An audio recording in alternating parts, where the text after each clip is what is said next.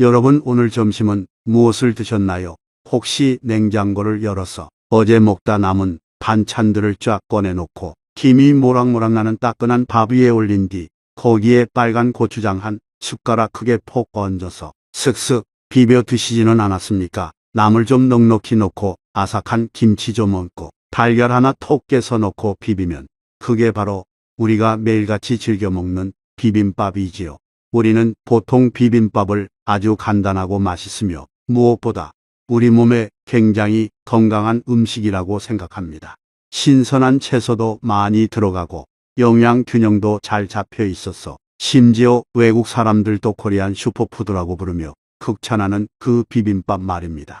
그런데요, 제가 오늘 이 자리에서 여러분께 정말 꼭 말씀드려야 할 충격적인 사실이 하나 있습니다. 오늘 제 이 이야기를 듣고 나면 아마 내일부터 여러분이 비빔밥을 대하는 눈이 완전히 달라지실 겁니다. 어쩌면 오늘 저녁에 가족들과 비빔밥을 비비시다가 갑자기 숟가락을 내려놓으실 수도 있어요. 얼마 전의 일입니다. 응급실에서 급하게 연락이 왔습니다. 60세 여성 환자분이신 박순자 어머님이 실려 오셨는데 숨을 도저히 못 쉬겠다고 호소하셨어요. 가슴이 마치 터질 것만 같다고요. 제가 다급히 달려갔을 때 어머님의 상태는 정말이지 심각했습니다. 폐에는 이미 물이 가득 차 있었고 심장은 마치 돌덩이처럼 딱딱하게 굳어 있어서 제 기능을 거의 못하고 있었습니다. 신장 수치를 확인해 보니 양쪽 신장 모두 기능이 완전히 멈춘 상태였지요. 솔직히 말씀드리면 박순자 어머님이 응급실에 딱 1시간만 더 늦게 오셨더라도 그 뒤를 장담할 수 없는 일촉즉발의 상황이었습니다. 그런데 여러분이 어머님을 이 지경까지 몰고 간 범인이 도대체 무엇이었을까요? 어디서 무슨 독국물이라도 드셨을까요? 아니면 위험한 약을 잘못 복용하셨을까요? 아닙니다. 이 환자분을 응급실 사송까지 보낸 것은 다름 아닌 매일 아침 건강하다고 굳게 믿으며 드시던 비빔밥 한 그릇이었습니다.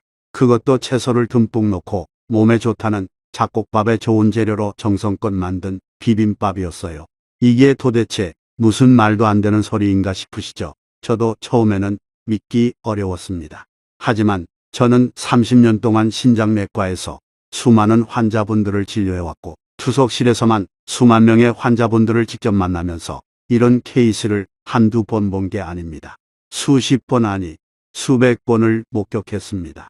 건강하다고 철석같이 믿었던 음식이 오히려 신장을 처참하게 망가뜨리고 결국 평생 투석기에 몸을 연결해야 하는 비극적인 상황들을요. 저는 신장내과 전문의로 30년 넘게 일해왔습니다. 수만 명의 환자분들을 만나며 그분들의 식습관을 하나하나 정밀하게 분석해왔지요. 그래서 오늘 이 영상에서 여러분께 확실하게 말씀드릴 수 있습니다.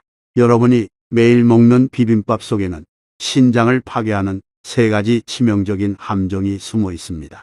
이 3가지를 모르고 계속 드신다면 여러분의 비빔밥은 건강식이 아니라 시한폭탄이 됩니다.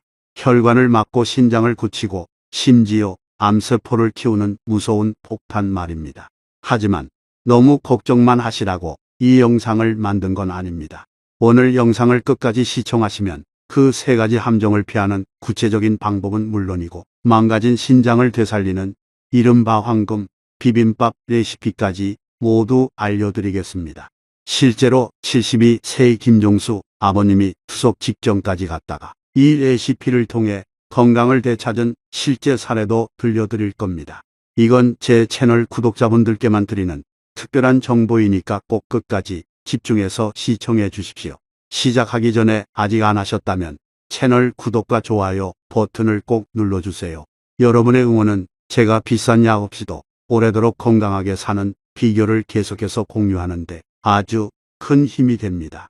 그리고 여러분이 지금 이 영상을 어디서 보고 계신지 댓글로 남겨주시거나 건강에 진심이시라면 숫자 1을 남겨주세요. 여러분의 소중한 건강 여정이 어디서 시작되었는지 저도 무척 궁금합니다. 자, 그럼 본격적으로 이야기를 시작해 보겠습니다. 우선 우리 몸에서 신장이 정확히 어떤 일을 하는지부터 제대로 이해하셔야 합니다. 그래야 왜 비빔밥이 신장에 위험할 수 있는지, 그 원리를 명확히 아실 수 있거든요.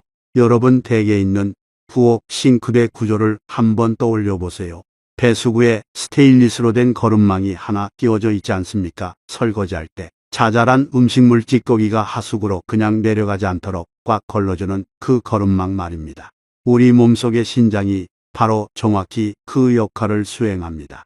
신장은 24시간 365일 단 하루도 쉬지 않고 우리 몸의 피를 깨끗하게 걸러줍니다. 하루에 무려 약 200리터의 피가 신장을 통과합니다. 200리터면 커다란 드럼통 하나를 가득 채울 분량이에요. 그만큼 엄청난 양의 피를 매일 걸으면서 몸에 해로운 노폐물은 소변으로 내보내고 깨끗해진 피는 다시 몸 구석구석으로 돌려보내는 것이지요.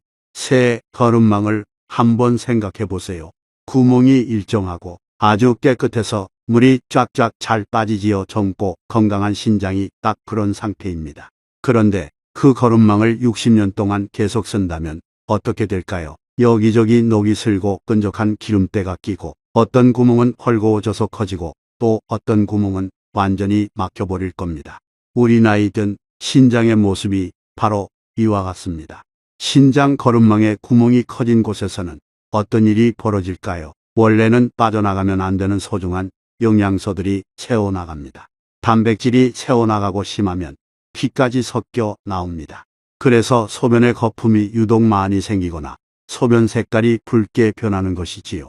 혹시 여러분 중에 요즘 소변의 거품이 평소보다 많이 난다고 느끼시는 분 계신가요? 변기에 소변을 봤는데 마치 맥주를 부은 것처럼 거품이 부글부글 올라오고 그게 시간이 한참 지나도 꺼지지 않는다면 그것은 신장이 여러분에게 보내는 아주 중대한 경고 신호입니다. 반대로 구멍이 막힌 곳에서는 어떤 일이 일어날까요? 반드시 밖으로 빠져나가야 할 독소와 노폐물들이 나가지 못하고 정체됩니다. 갈 곳을 잃은 이 독소들이 다시 피 속으로 역류하기 시작하죠. 그것들이 온몸을 타고 돌면서 폐에 물이 차게 만들고 심장에 엄청난 부담을 주고 피부를 미친 듯이 가렵게 만들며 결국 우리 몸의 장기들을 하나씩 망가뜨립니다. 아까 말씀드린 박순자 어머님이 바로 이런 상태였던 겁니다. 신장에 거름망이 거의 완전히 막혀서 온몸에 독소가 가득 찬 채로 응급실에 실려 오신 것이지요. 여기서 정말 중요한 포인트는 이겁니다. 나이가 들면 누구나 신장의 거름망이 자연스럽게 낡아가지만 이 속도를 빛의 속도로 빨라지게 만드는 주범들이 따로 있다는 겁니다. 마치 싱크대 거름망에 뜨거운 폐식용유를 확 부어버리면 기름때가 잔뜩 엉겨 붙어 순식간에 배수구가 막히듯이 우리가 먹는 어떤 특정한 음식들이 신장의 거름망을 아주 빠르게 막아버린다는 것이지요.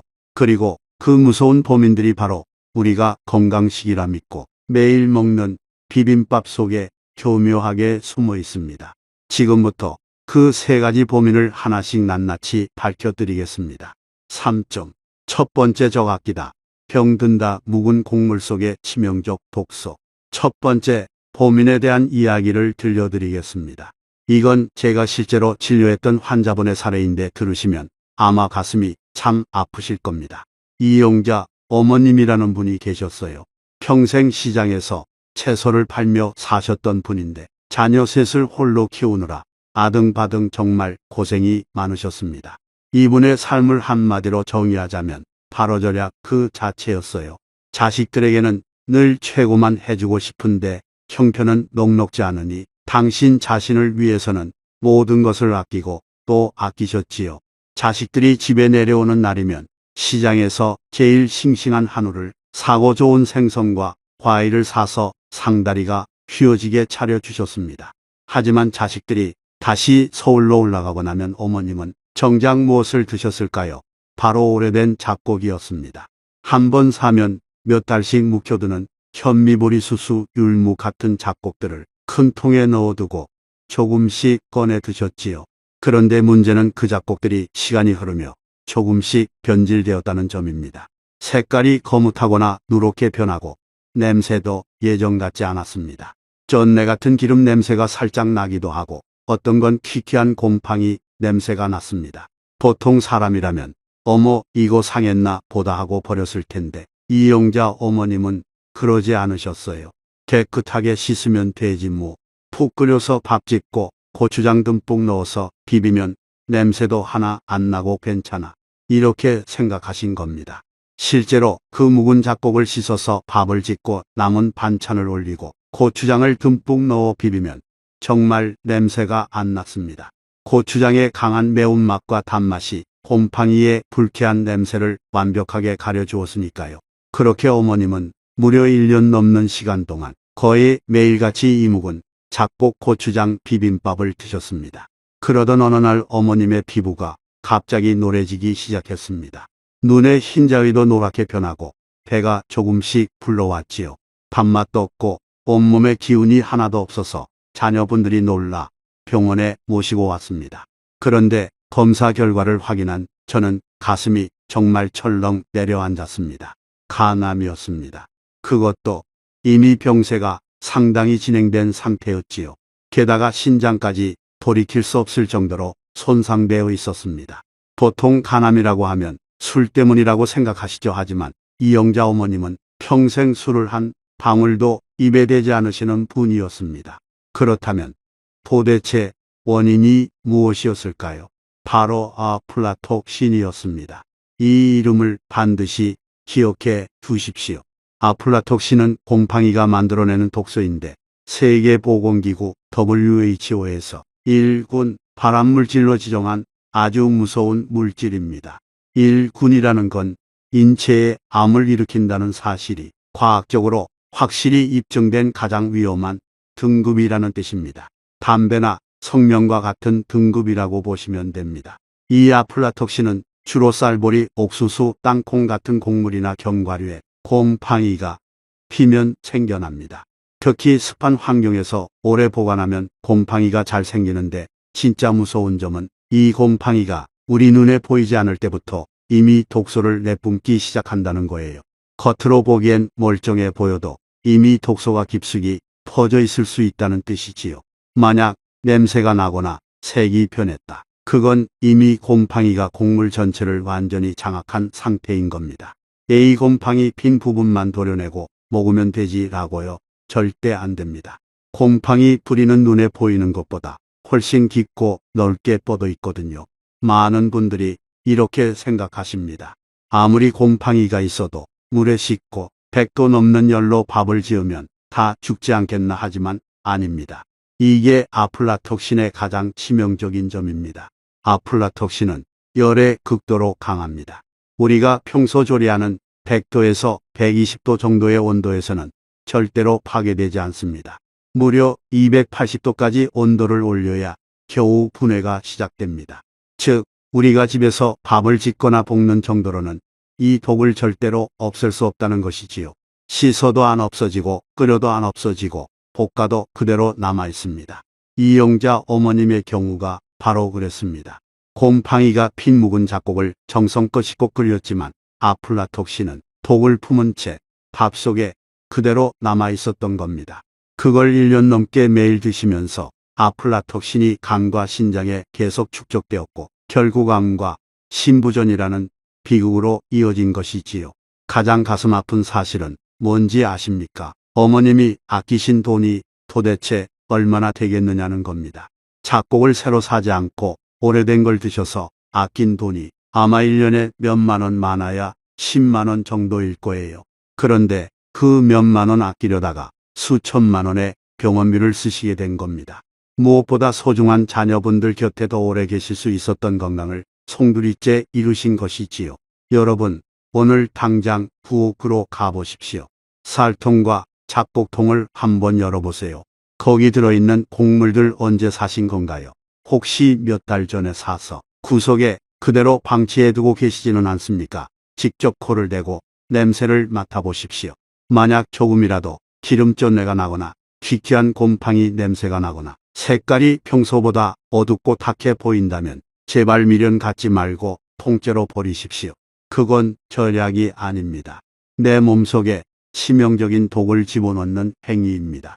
특히 습도가 높은 여름철에는 곡물을 아주 소량만 구매해서 빨리 드시고 남은 것은 반드시 밀봉해서 냉장 보관하는 것이 안전합니다. 그리고 주변에 혹시나 아까워서 못 버리겠다며 묵은 쌀이나 잡곡을 계속 드시는 분이 계신다면 제발 이 영상을 공유해서 알려주세요. 그게 그분의 생명을 지키는 일입니다.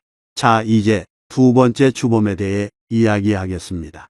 이건 역시 제가 직접 진료했던 실제 환자분의 이야기입니다. 최만석 아버님이라는 분이 계셨습니다.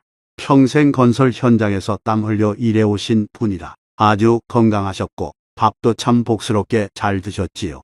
그런데 이 아버님의 식습관에 아주 뚜렷한 특징이 하나 있었습니다. 바로 모든 음식에 양념을 듬뿍 넣고 아주 맵고 짜게 드시는 것이었지요.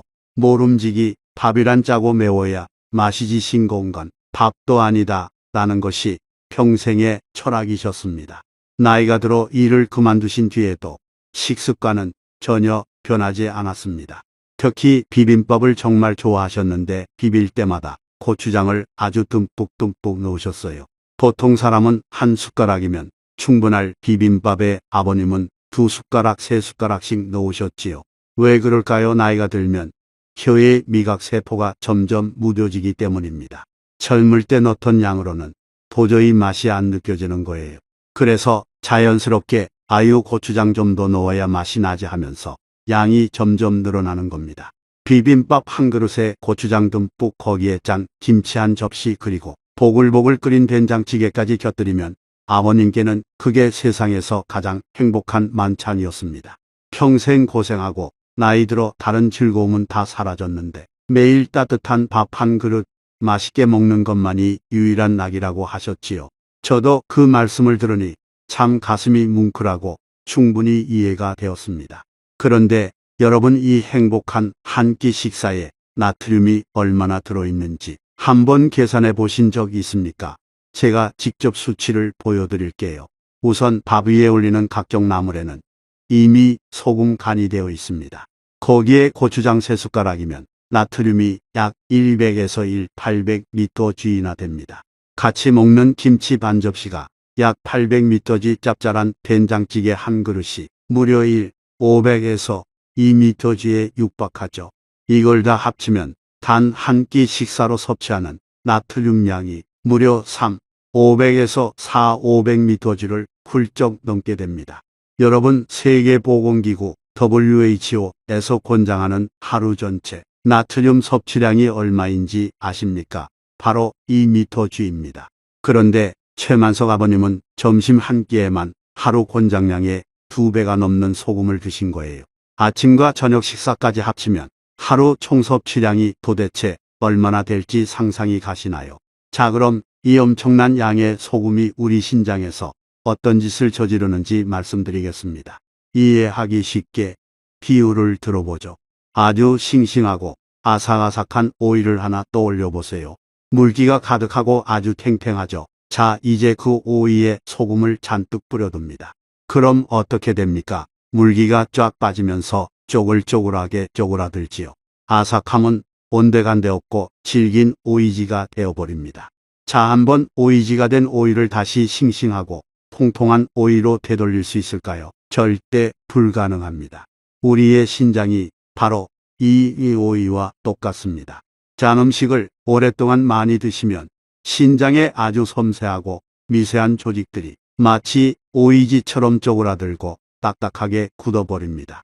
이걸 전문 용어로 신장 섬유화 혹은 신장 경화라고 부르는데 무서운 건 한번 이렇게 변하면 다시는 원래의 건강한 상태로 돌아올 수 없다는 겁니다.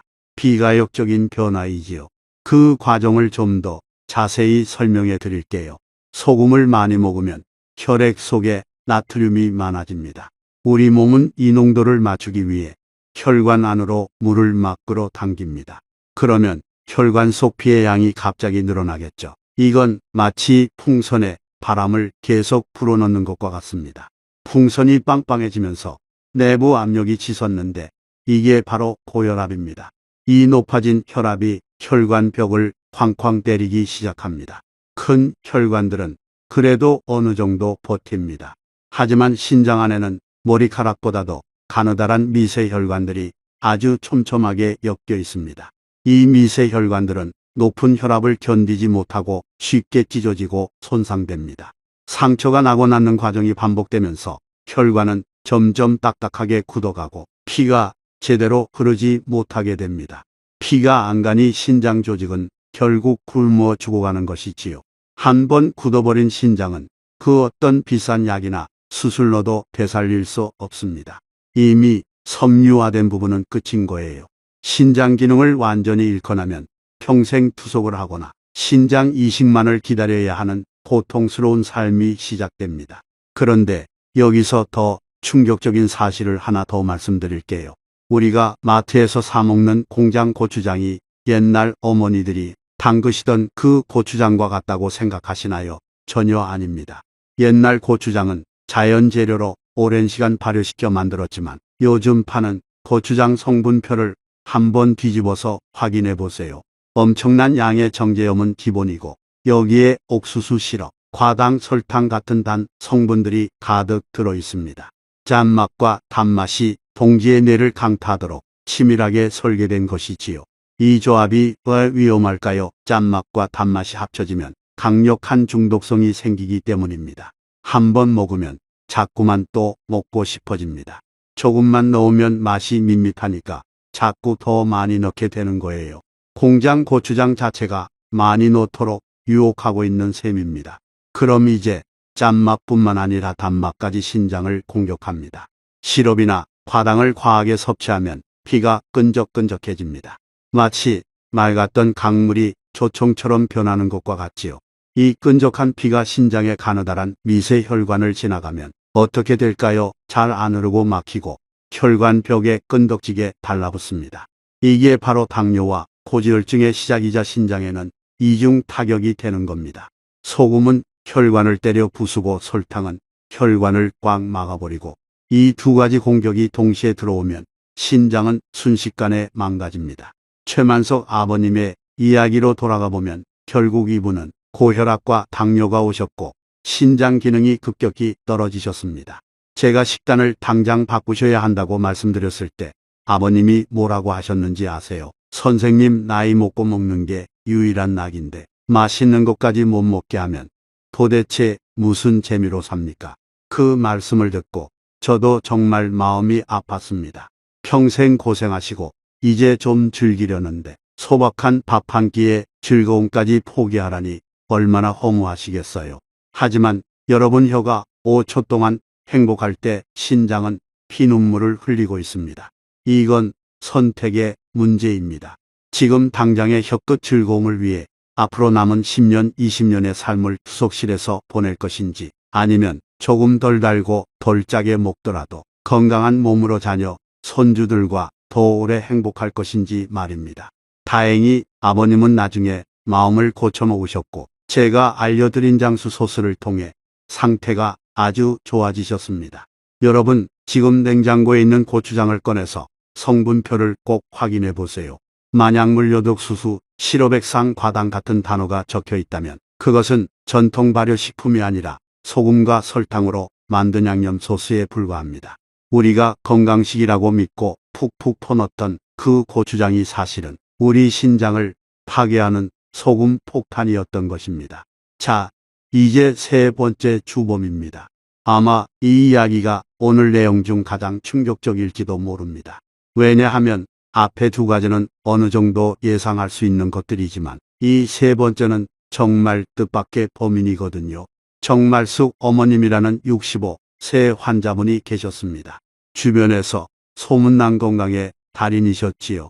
매일 아침 운동도 거르지 않으시고 식단 관리도 정말 철저히 하셨습니다. 특히 어머님은 두 가지 식재료를 보약처럼 생각하고 즐겨 드셨는데 바로 두부와 시금치였습니다. 두부는 칼슘이 많아 뼈에 좋고 단백질이 풍부해 근육에도 좋지요. 시금치는 철분이 많아 빈혈에 좋고 비타민도 가득한 최고의 채소 아닙니까? 이 두 가지를 싫어할 사람이 어디 있겠어요? 다 너무 좋은 음식들이잖아요. 어머님은 비빔밥을 만드실 때 항상 시금치를 듬뿍 넣으셨어요. 어떤 날은 살짝 데치고 어떤 날은 싱싱함을 살린다며 거의 생으로도 넣으셨죠. 거기에 두부를 부드럽게 으깨서 같이 비벼 드셨습니다. 이름하여 시금치, 두부 비빔밥. 정말 들으면 건강식의 정석처럼 느껴지지 않습니까? 저에게도 선생님, 저는 매일 이렇게 건강하게 먹고 있으니 걱정 없지요 하며 아주 자랑스럽게 말씀하셨어요. 그런데 어느 날 이 어머님이 갑자기 허리가 끊어질 것 같다며 응급실로 오셨습니다. 너무 고통스러워 꼼짝도 못할 지경이셨지요. 처음에는 허리 디스크나 척추 문제인 줄 알았습니다. 그런데 정형외과 검사를 해봐도 아무 이상이 없다는 거예요. 그래서 정밀 검사를 해보니 드디어 진짜 원인이 밝혀졌습니다. 바로 신장 결석이었습니다. 그것도 아주 크고 날카로운 돌이 신장에 박혀 있었어요. 그 모양이 마치 깨진 유리 파편이나 선인장 가시처럼 뾰족뾰족했습니다. 이 날카로운 돌이 소변이 내려가는 아주 좁은 통로인 요관을 사정없이 긁으면서 내려가고 있었던 겁니다. 결석을 겪어보신 분들은 아실 거예요. 그 통증이 얼마나 지독한지 어떤 분들은 출산의 고통보다 더하다고 말씀하실 정도입니다. 좁은 관을 칼날 같은 돌이 긁고 지나가니 소변에서는 피가 섞여 나오고 구역질이 나며 식은땀이 줄줄 흐릅니다. 그럼 이 무서운 결석이 왜 생겼을까요? 범인은 바로 시금치와 두부의 조합이었습니다. 어떻게 된 일인지 설명해 드릴게요. 시금치에는 옥살산이라는 성분이 어마어마하게 많이 들어 있습니다. 모든 채소 중에서도 함량이 아주 높은 편에 속하지요. 그리고 두부에는 칼슘이 아주 풍부합니다. 문제는 이 옥살산과 칼슘이 우리 몸 안에서 만나면 벌어집니다. 둘이 결합하면 칼슘 옥살레이트라는 딱딱한 결정을 만드는데 이게 바로 신장 결석의 주성분입니다. 신장 결석의 약 80% 바로 이 성분으로 이루어져 있지요. 이해하기 쉽게 비유하자면 시멘트 가루와 물을 생각해 보세요. 가루 자체는 그냥 가루고 물도 그냥 물이지만 이 둘을 섞으면 어떻게 되나요? 아주 딱딱한 콘크리트 덩어리가 되죠. 옥살산과 칼슘의 만남이 바로 그렇습니다. 따로 있으면 보약인데 만나기만 하면 몸 안에서 돌이 되는 거예요. 특히 나이가 드시면 입안이 잘 안 말라 물을 자주 안 마시게 됩니다. 수분이 부족해지면 소변이 진하게 농축되고 그 안에서 옥살산과 칼슘이 만날 확률은 훨씬 더 높아집니다. 소변량이 충분하면 씻겨 내려갔을 결정들이 물이 없으니 신장에 켜켜이 쌓이는 것이지요. 그게 결국 커다란 돌이 되는 겁니다. 이 돌이 양쪽 신장을 막아 소변이 못 내려가면 신장이 퉁퉁 부어오르는 수신증이 생기고 이 상태가 지속되면 신장 조직이 압박을 받아 서서히 죽어갑니다. 돌 하나 때문에 신장 전체를 잃을 수도 있다는 말입니다. 정말숙 어머님은 다행히 시술로 결석을 제거했지만 이미 신장 기능이 상당히 손상된 상태였습니다. 여러분 혹시 오늘 시금치 된장국에 두부 썰어 넣어서 드셨나요? 아니면 비빔밥에 시금치와 두부를 같이 넣어 비비셨나요? 오늘부터 이 조합은 반드시 피해 주십시오. 각각은 너무 좋은 음식이지만 같이 자주 많이 드시면 그것은 신장에 시한폭탄을 짚는 것과 같습니다. 특히 이미 신장 기능이 조금 떨어졌거나 평소 물을 잘 안 드시는 분들은 더더욱 조심하셔야 합니다. 지금까지 비빔밥 속 3가지 주범에 대해 말씀드렸습니다. 묵은 잡곡에 독소 고추장에 소금 폭탄 그리고 시금치와 두부의 조합. 이제 왜 위험한지 이해가 되셨지요? 그런데 여기서 무서운 사실을 하나 더 알려드려야 합니다. 신장은 이름 받침묵의 장기입니다. 기능이 절반 이상 심지어 70%가 망가질 때까지도 우리 몸에 아무런 증상을 나타내지 않습니다. 그래서 많은 분들이 스스로 건강하다고 믿다가 갑자기 손을 쓸 수 없는 상태가 되어 병원에 오시는 겁니다. 하지만 신장도 아주 작고 은밀하게 SOS 신호를 보내기는 합니다. 이 신호를 미리 알아차린다면 신장을 되살릴 골든타임을 잡을 수 있습니다. 아침 눈꺼풀 부종 자고 일어났을 때 유독 눈꺼풀이 퉁퉁 붓고 얼굴이 부어 있다면 신장이 수분을 제대로 조절하지 못하고 있다는 증거입니다.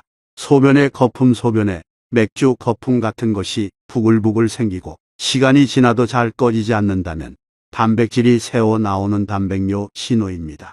원인 모를 전신 가려운 피부과에 가도 낫지 않고 등이나 팔다리가 바늘로 찌르는 듯 가렵다면 신장이 노폐물을 거르지 못해 피 속에 독소가 쌓인 요독증 때문일 수 있습니다.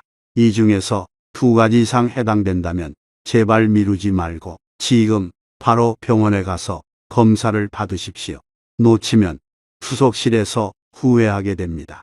하지만 아직 희망은 있습니다. 지금부터 제가 알려드릴 방법대로 식습관을 바꾸면 신장은 놀라운 회복력을 보여줍니다. 자, 이제 무서운 이야기는 끝났습니다. 제가 여러분께 겁만 주려고 이 영상을 만든 게 아니라고 했지요. 지금부터는 우리 신장을 보약처럼 되살리는 3가지 보물 식재료를 알려드리겠습니다. 첫 번째 보물, 양배추. 1분찜의 기적. 양배추는 전 세계 신장내과 의사들이 신이 신장 환자에게 내린 최고의 선물이라고 부르는 식재료입니다. 양배추의 식이섬유는 장에서 소금과 독소를 스펀지처럼 쫙 흡수해서 밖으로 내보내줍니다. 신장이 할 일을 양배추가 대신 해주는 것이지요.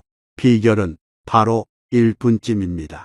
양배추를 생으로 먹으면 소화가 안 되고 너무 오래 삶으면 소중한 영양소가 물에 다 녹아버립니다.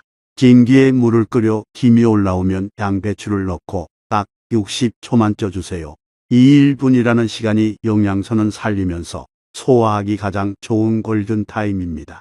두 번째, 보물 자색 양파. 얼음물 10분의 마법.